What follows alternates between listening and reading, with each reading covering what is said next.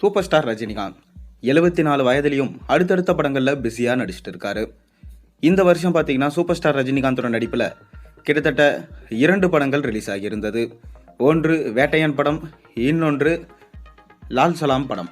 வேட்டையன் படம் கிட்டத்தட்ட 350 கோடிக்கு மேலே கலெக்ஷன் கொடுத்து ஒரு நல்ல லாபத்தை ஈட்டி தந்திருக்கு.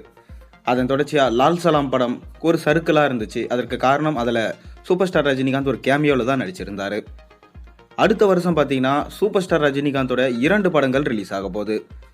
இது ரசிகர்களுக்கு மிக பெரும் எதிர்பார்ப்பை கூட்டியிருக்கு. அதற்கு காரணம் ஒரு படம் பார்த்தீங்கன்னா கூலி படம், லோகேஷ் கனகராஜ் அவர்கள் டைரக்ட் பண்ணுறாரு. இன்னொரு படம் பார்த்தீங்கன்னா ஜெயிலர் 2 படம். இந்த படத்துக்காக கேஸ்டிங்ஸ் எல்லாருமே தேர்ந்தெடுத்துட்டாங்களாம். ப்ரோமோ வீடியோஸும் ஷூட் பண்ணிட்டாங்க. அடுத்து அனௌன்ஸ்மெண்ட் இந்த நியூ இயருக்கு வந்துடும் சொல்லப்படுது. அதன் தொடர்ச்சியாக இன்னொரு ட்ரீட் கொடுக்க நம்ம சூப்பர் ஸ்டார் ரெடி ஆகிட்டாரு.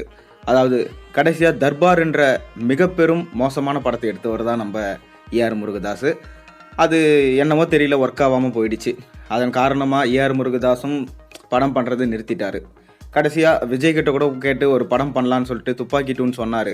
ஆனால் விஜயும் அதை நிராகரிச்சுட்டு நெல்சனோட கூட்டணி வச்சார். ஆனால் நெல்சனோட கூட்டணி வச்சு பீஸ்ட் படம் சரிக்கிடுச்சு.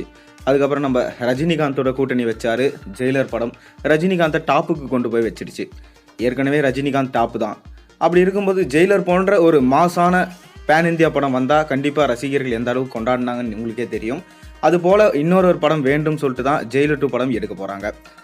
நம்ம ஏஆர் முருகதாஸ் மீண்டும் ரஜினியிடம் போய் ஒரு கதை சொல்லியிருக்காராம். ஆனால் இந்த தடவை போலீஸ் ஸ்டோரியோ இல்லை வேறு எதுனா தீவிரவாத ஸ்டோரியோ கிடையாது.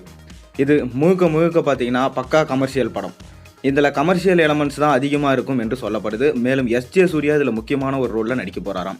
நம்ம எஸ்ஜே சூர்யா நடிப்பு அரக்கன். அவர் வந்தாலே படத்தில் கண்டிப்பாக பார்த்தீங்கன்னா ஹிட்டு தான். மேலும் கிளாப்ஸ் வாங்காமல் இருக்கவே மாட்டார்.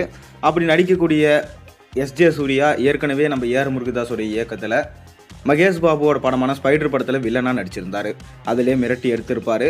அப்படி இருக்கும் எஸ்ஜே சூர்யாவையும் நம்ம ரஜினியும் வச்சு நம்ம ஏஆர் முருகதாஸ் ஒரு படம் பிளான் பண்ணியிருக்காரு.